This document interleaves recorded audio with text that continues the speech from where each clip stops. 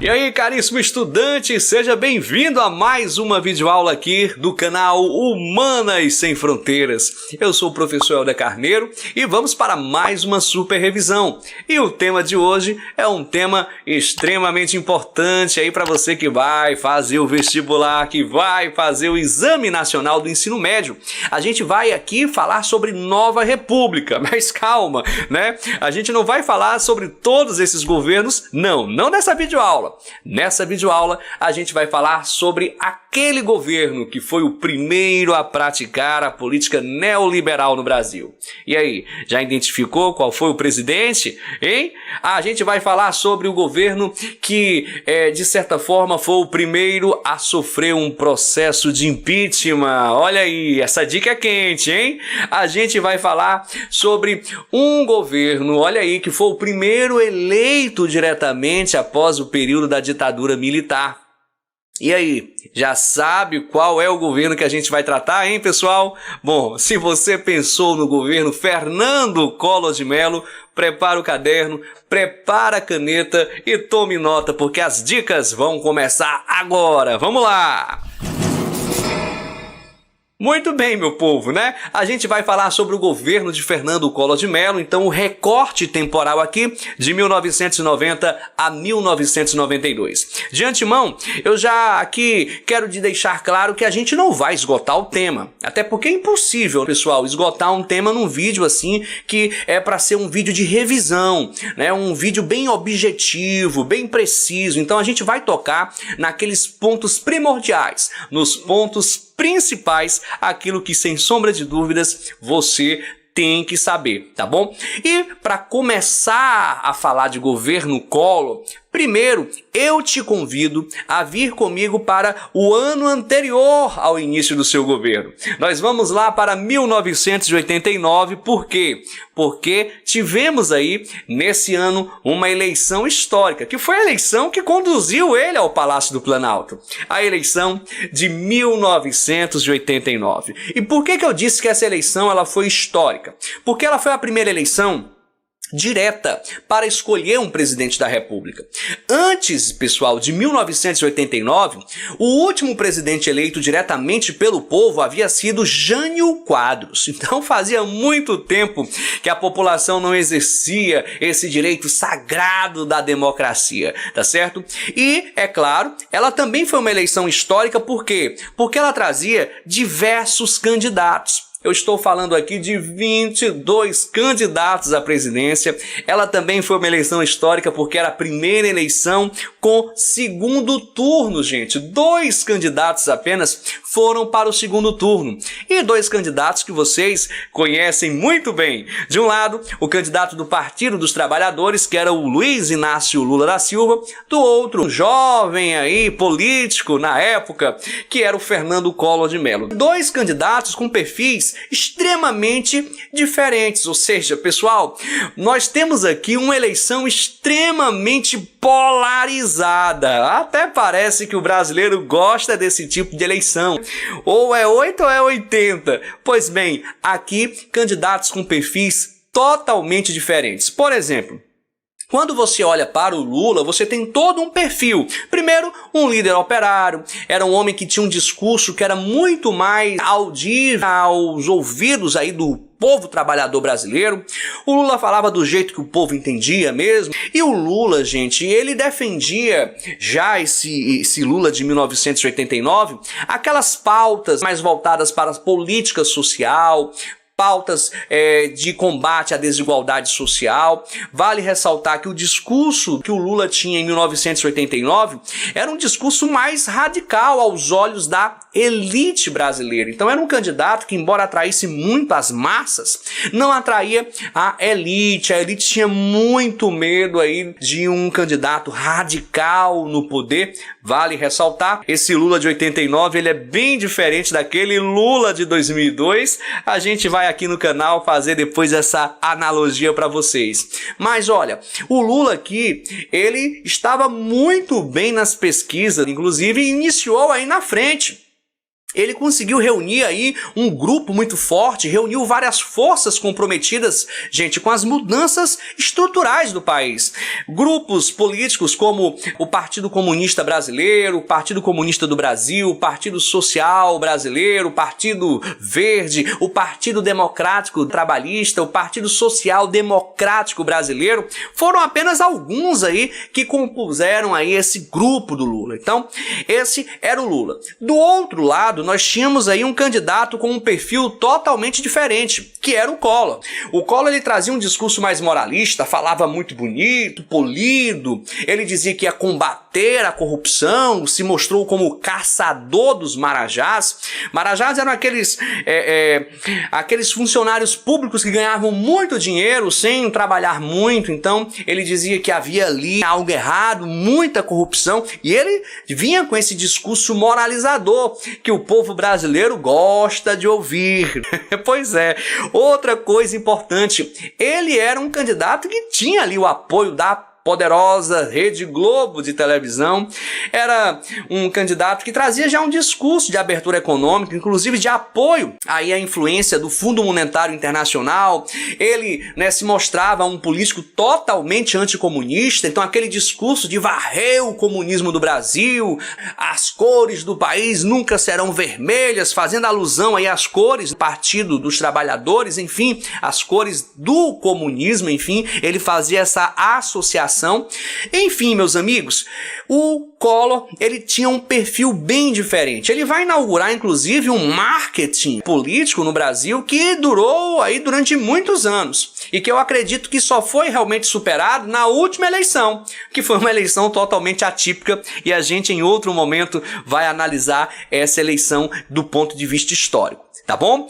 Mas olha só, dentre esses dois candidatos aqui, você sabe, aquele que acabou sendo eleito foi justamente ele, Fernando Collor de Mello, aí o caçador de marajás. Pois bem, o Collor, ele realmente chegou ao Palácio do Planalto com essa forma inusitada. Parte do povo brasileiro decide qual candidato a partir dos debates travados, muito importante salientar isso, e aqui não foi diferente.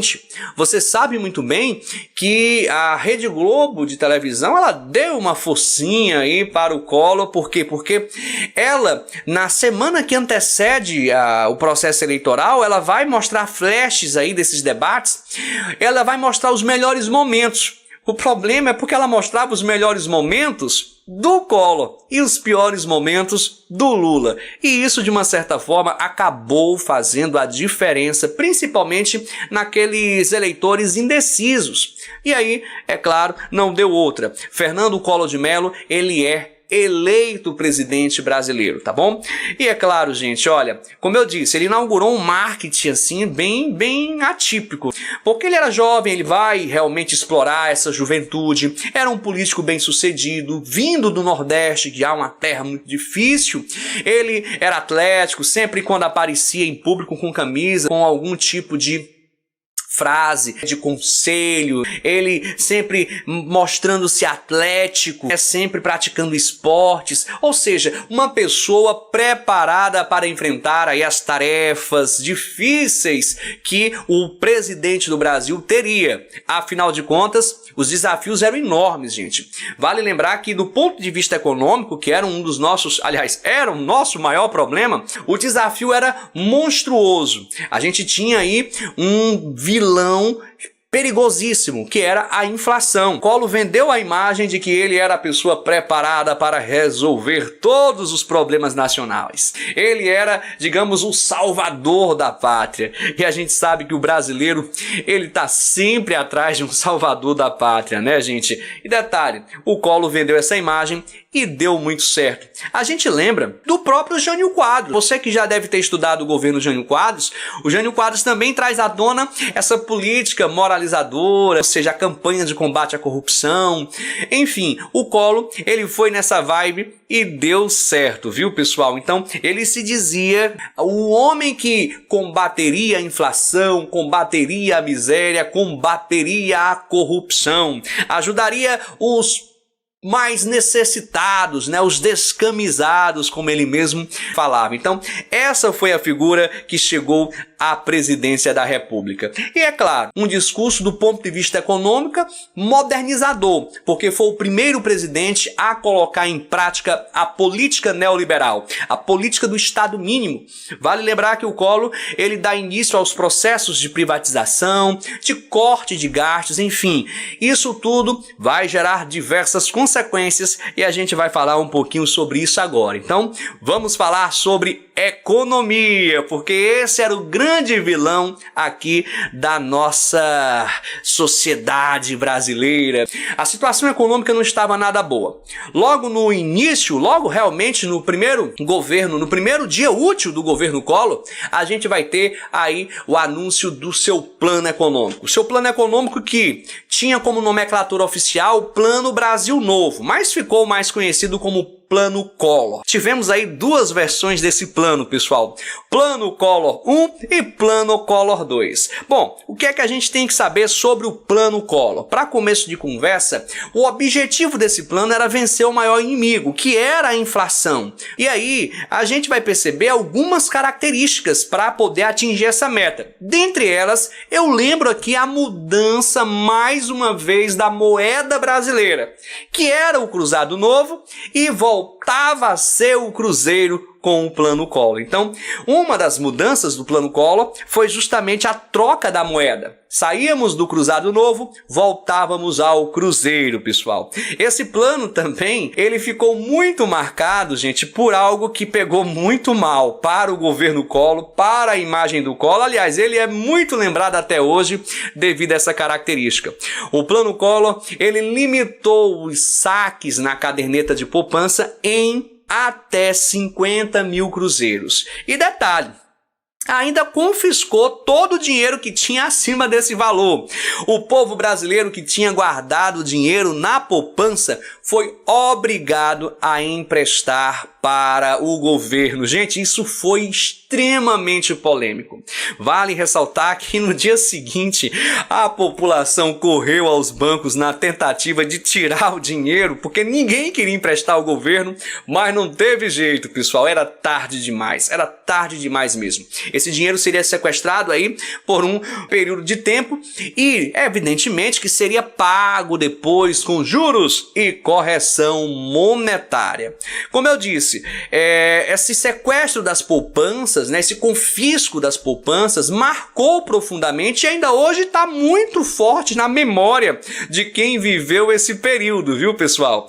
A galera que tinha dinheiro nas contas aí bancárias sabe perfeitamente o que eu estou falando, do sufoco e do trauma que ficou. Bom, resolveu o problema da inflação? Não resolveu, mas aumento nós tivemos do preço da gasolina, do preço do álcool, do gás de cozinha e de tarifas públicas. Além, é claro, de algo já bastante conhecido na nossa economia, que era o congelamento de preços e salários. Gente, olha, vocês até podem perguntar, mas Helder, quem era o ministro aí da Fazenda? Quem era, né, o ministro da Economia? Gente, na verdade não era um ministro, era uma ministra, a famosa ministra Zélia Cardoso de Mello. Ela era a mulher aí poderosa da economia do governo Collor. Bom, como eu disse, o plano Collor deu certo? Não deu certo e é claro que esse plano gerou diversas consequências. Esse plano, ele fracassou. E a gente vai listar aqui algumas das principais consequências do plano Collor, pessoal. Eu chamaria isso de efeitos colaterais. Então vamos aqui, olha, listar as principais. Primeiro, desabastecimento de produtos no mercado consumidor. Aquele trauma de se chegar no comércio e não encontrar os produtos voltava a acontecer, voltava a existir. Isso lembra muito o governo Sarney aí, né, no fracasso do plano cruzado, tá bom? Gente, o plano Collor, ele não conseguiu desenvolver a nossa economia, mas muito pelo contrário. A economia, no lugar de crescer, ela foi decrescer. É o que nós chamamos de recessão econômica. Então, foi outra consequência. A diminuição do poder aquisitivo dos trabalhadores, e isso, é claro, vai repercutir em greves, o que a gente sabe perfeitamente que acabam estourando aí em diversos pontos do Brasil. E uma coisa terrível, uma palavrinha que ainda bem que há muito tempo a gente não fala na nossa economia e que naquela época realmente aterrorizava, pessoal. A hiperinflação. Para você ter uma ideia, nós estamos falando de um crescimento inflacionário terrível. E quanto maior a inflação, você sabe, menos o poder que o dinheiro que a gente tem no bolso tem. Então, assim, a inflação é algo que a gente não gosta, não quer e, evidentemente, tenta evitar a todo instante. Hoje, a situação brasileira é bem diferente, nós não temos uma inflação muito alta, o nosso maior problema não é nem a inflação hoje, claro, mas é a falta de crescimento econômico, até porque estamos vivendo uma pandemia.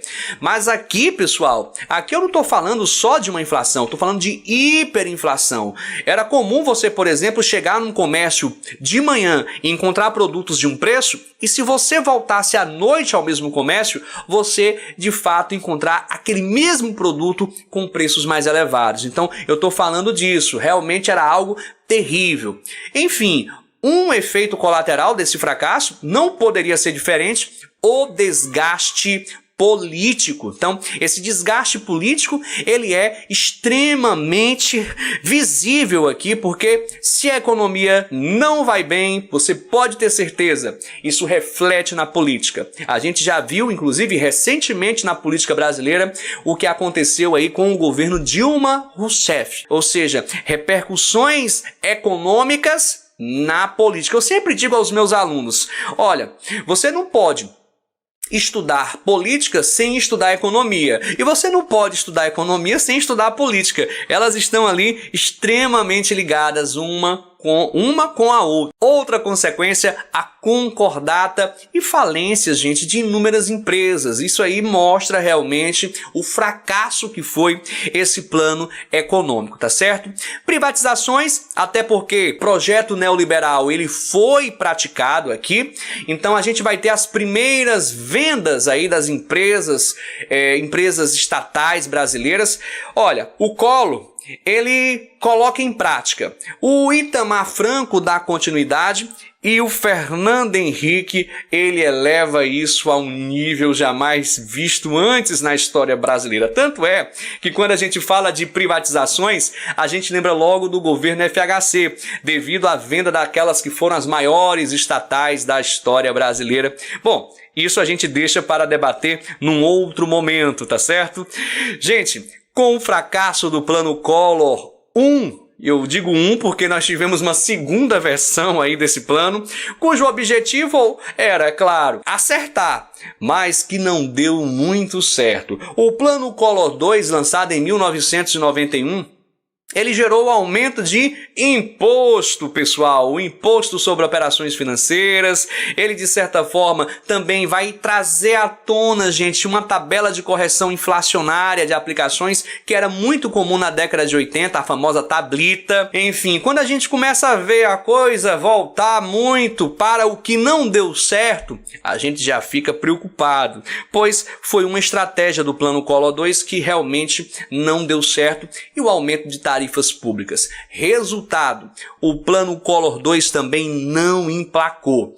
Ou seja, gente, do ponto de vista econômico, o governo Collor não cumpriu o objetivo o qual ele se comprometeu, tá certo? E o resultado foi isso aí, ó. A gente tem aí a população extremamente descrente, a população indignada, porque, como eu sempre digo aos meus alunos, pode ser o presidente que for lá em Brasília, se de fato a crise atinge a parte mais sensível do corpo humano do brasileiro, o bolso, você pode ter certeza, a impopularidade ela vem à tona. E foi o que aconteceu com o Collor, foi o que aconteceu com outros políticos que a gente ainda vai analisar, tá certo? Essas imagens que vocês estão vendo aqui são as imagens das filas que se formaram na frente das agências bancárias aí depois do anúncio do Plano Collor, o povo querendo tirar o seu dinheirinho do banco e não podia mais, tá certo? Tá certo, meus amigos? Então, do ponto de vista econômico, essas são as principais características, mas a crise não foi apenas econômica. O governo Collor também marcou história pela sua crise política. E agora, olha, se você está em pé, sente-se. Prepare-se, porque agora o babado é forte. A gente vai falar sobre os escândalos políticos do governo Collor. E evidentemente, olha, a capa dessa revista, ela traz à tona aí um cenário político que foi catastrófico naquela época. Estamos falando aí de um esquema de corrupção que foi denunciado e que ficou conhecido no Brasil como o famoso esquema PC Farias, Paulo César Farias, que era o tesoureiro da campanha. É esse carequinha aqui que vocês estão vendo aqui na imagem, tá certo? A capa da revista Veja, na verdade, essa capa é o irmão do Collor, que denunciou, pessoal, denunciou aí o PC Farias, e toda essa situação acabou atingindo o presidente Fernando Collor de Mello. Bom, o que é que a gente tem que relembrar aqui? Temos que relembrar que toda essa crise veio à tona com a entrevista polêmica, pessoal, que foi dada aqui à revista Veja pelo Pedro Collor de Mello. Ele, de fato, fez várias denúncias, e essas denúncias de fraudes, corrupção, tráfico de influência, pagamento de propinas, extorsão, essas coisas que ainda existem muito na política brasileira, né, minha gente? Então, olha só, a gente tá vendo aqui que essas denúncias, elas foram realmente impactantes, porque havia uma ligação muito forte aí entre o PC e o próprio presidente Fernando Collor de Mello. E embora o presidente, nesse momento, ele quisesse se distanciar, a denúncia da existência de várias contas fantasmas, enfim, tudo isso provocou um terremoto, meus amigos, no governo Collor. E olha só, foi justamente esse escândalo que acabou sendo batizado aí com o nome de esquema PC Farias, Paulo César Farias, tá certo? Eu trouxe aqui algumas características desse esquema, pessoal, só para vocês terem uma ideia do desvio que acontecia, para vocês compreenderem aqui um pouco de quem se beneficiou, de quem se locupletou aqui com esse esquema de corrupção. E era um esquema bem sofisticado. Temos aqui, olha, algumas pessoas que acabaram se dando bem, conforme a comissão parlamentar de inquérito que foi aberta para investigar. E o pior é que quanto mais se investigava, gente, mais a coisa fedia, digamos assim, tá certo? A Rosiane Collor, que é a mulher do presidente, a CPI constatou aí que ela chegou a se beneficiar com em torno, na época, de 510 mil dólares. E não parou nela aí não. A Leda Collor, que era mãe do Collor, 35 mil. Isso aqui são dados da própria CPI, viu, pessoal? Libete Monteiro, a ex-mulher, até a ex-mulher, 41 mil. Cláudio Humberto, que era o porta-voz da presidência, 70 mil. A gente tem o Cláudio Vieira, que era secretário do presidente, 89 mil. Maria Isabel, secretária da Rosiane, pessoal, 802 mil dólares. Olha aí, José Roberto César, que era o dono da Brasil Gar, pessoal, 866 mil dólares. O Bergman, né, ou seja, o arquiteto, 15 mil. O Ajara Cabral, vendedor de joias, 15 mil. Enfim, realmente são números que chamam a atenção. A Elizabeth Luporini, secretária do cunhado do Collor, né? 48,8 mil.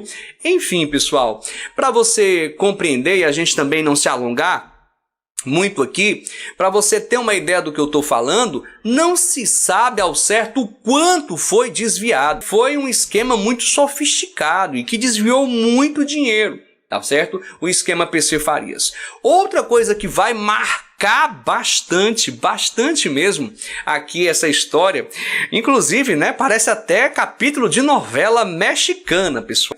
Aliás, mexicana não, brasileira mesmo, porque o próprio Paulo César Farias, só para você ter uma ideia do que eu estou falando, ele chegou sim a ser condenado a 4 anos de prisão, só para você ter uma ideia. Foi condenado por sonegação fiscal e, detalhe, a 7 anos por falsidade ideológica, em decorrência aí desses desvios dos recursos públicos de lavagem de dinheiro, da qual ele tinha sido acusado. Então ele se aproveitou e fugiu do Brasil. Ou seja, ele acabou fugindo, mas foi recapturado na Tailândia, Tailândia em 93. Gente, parece cena de filme mesmo. O homem até cirurgia plástica tinha feito para mudar aí um pouco a sua face. E ele estava numa liberdade condicional. Até que ele simplesmente acaba morto. E a morte dele até hoje é um dos crimes assim mais curiosos. Por quê?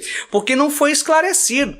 Ninguém sabe se esse crime foi um crime passional ou se houve ali uma queima de arquivo, porque uma coisa era certa. O Paulo César Farias sabia de muita coisa podre ali nos bastidores de Brasília, até porque ele era o cara que fazia o tráfico de influência, era o cara que de certa forma despachava as velhas malas pretas de dinheiro a quem deveria chegar essas malas. Ele de certa forma acabou morto. E aí, gente, qualquer segredo que esse homem tivesse morreu com ele. Há quem diga que muita gente em Brasília conseguiu dormir sossegado depois que o Paulo César Farias fechou seus olhos de uma vez por todas. Então, assim, crime passional por quê? Porque, segundo os depoimentos dos funcionários da casa onde ele estava no quarto, né, com a sua companheira e de repente se escutou tiros. Quando os funcionários chegaram lá, encontraram essa imagem que vocês estão vendo aí, os corpos, os dois mortos na cama. Ninguém sabe o que de fato ali aconteceu. E por que que esse crime ainda hoje ele não foi esclarecido? Porque, pessoal, houve ali diversos erros. Para você ter uma ideia, alteraram toda a cena do crime. Você sabe muito bem que um local onde ocorre um crime, ninguém pode mexer, ninguém pode alterar, pois os funcionários alteraram. E aí é claro que a perícia chegou e encontrou uma cena totalmente alterada, vários erros foram cometidos. Resultado, é um dos grandes mistérios aí da história dos crimes brasileiros, não solucionado. Ninguém sabe se foi crime passional ou se foi queima de arquivo, tá certo? Tranquilo, pessoal? Pois bem, olha, acredita-se que o Paulo César, ele foi aí responsável por um desvio de mais de 1 bilhão dos cofres públicos. É muita grana mesmo. Sem sombra de dúvidas, aqui um dos maiores esquemas de corrupção da história brasileira. Tá certo? Bora falar um pouquinho do impeachment, né? Do impedimento, pessoal. A gente sabe que o Collor foi o primeiro presidente a sofrer esse processo de impeachment. Foram 84 dias de investigação da Comissão Parlamentar de Inquérito. E qual foi aí o laudo, a decisão? A Câmara concluiu que a conduta do presidente Collor, de fato, foi incompatível com a dignidade do cargo que ele exercia, a dignidade do cargo presidencial. E aí, o que é que acontece? Ele é afastado e aí todo aquele ritual. A denúncia é feita pela Câmara, mas o julgamento é feito pelo Senado. E o Senado ele começa o processo de julgamento. Nesse momento, o presidente é afastado e assumiu o vice, Itamar Franco, que foi depois quem se consolidou e terminou aí esse quadriênio do governo Collor. Um detalhe importante, pessoal, é que é nesse momento também que vem à tona um movimento muito conhecido, que é o movimento dos caras pintados. Vários jovens, eles vão às ruas pedir aí o impeachment do presidente Collor. Essas pessoas pintam seus rostos de preto. Inclusive teve uma situação interessante, porque o Collor, né, vai querer dar uma lacrada, pede para que as pessoas pintem o seu rosto de verde e amarelo, que elas vão às ruas em apoio a ele, e o que ocorre é o contrário, as pessoas vão às ruas de preto, de luto, pedir o seu afastamento. O Collor, ele de certa forma estava sendo denunciado por crime de responsabilidade e, de fato, teve crime sendo aprovado pelo Senado, inclusive teve os seus direitos políticos cassados por 8 anos. O curioso aqui é que no meio desse processo, o que é que acontece? Ele renuncia. Olha só que interessante, o processo de impeachment do Collor, ele é uma situação assim atípica. Por quê? Porque o Collor, ele renuncia ao cargo, mas mesmo tendo renunciado, o processo de julgamento continuou e ele foi julgado culpado, digamos assim, e o impeachment foi aprovado. tá certo? Então ele perdeu os direitos políticos por 8 anos. No caso do impeachment da Dilma, foi um tanto diferente, porque, como você sabe, ela perdeu o cargo, mas não perdeu os direitos políticos. Ela não perdeu os direitos políticos. Vale ressaltar isso, tá bom? Um detalhe aqui curioso sobre esse impeachment é que depois aí de algum tempo, o Fernando Collor de Mello ele foi absolvido em abril de 2014 pelo Supremo Tribunal Federal. Ele foi absolvido pelas acusações de peculato, corrupção passiva, falsidade ideológica. Essa denúncia ela foi simplesmente recebida na Justiça Comum no ano 2000. Olha só, galera, foram 7 anos para chegar no Supremo Tribunal Federal, para você ver como a justiça brasileira ela é extremamente morosa, né? O caso, ele chegou ao STF somente em 2007 e ficou parado ainda no gabinete da relatora do caso, que era a ministra Carmen Lúcia na época, de 2009 a 2013. Nesse período que ficou parado, a demora para se julgar foi tão grande que os crimes de corrupção passiva e falsidade já estavam prescritos. Então ele não poderia mais ser culpado por isso, devido à previsão legal na nossa Constituição. A gente sabe perfeitamente que ele se desliga aí no dia 29 de dezembro de 1992 e ele vai aí para o seu ostracismo, digamos assim. Foram 8 anos sem direitos políticos. Em 2006, o Collor se candidata a senador da República e, pasmem, viu, gente? Foi eleito senador da República em 2006. Muito bem, meu povo, eu espero, ter ajudado aqui. É claro que isso foi apenas um resumo. Essas foram as dicas pontuais, as dicas, digamos, mais importantes a respeito do governo Collor. Fica ligado aqui nos vídeos do Humanas Sem Fronteiras que a gente vai revisar todos esses governos da nova república, todos. Vai ter revisão do Sarney, do Itamar, do FHC, os 2 governos do FHC, os 2 governos do Lula, os 2 governos da Dilma e o governo Temer, e também vai ter uma análise do governo atual brasileiro, pelo menos analisando aí esses primeiros anos do governo Jair Bolsonaro. Beleza? Forte abraço e até a nossa próxima videoaula. Fui, moçada! Tchau, tchau!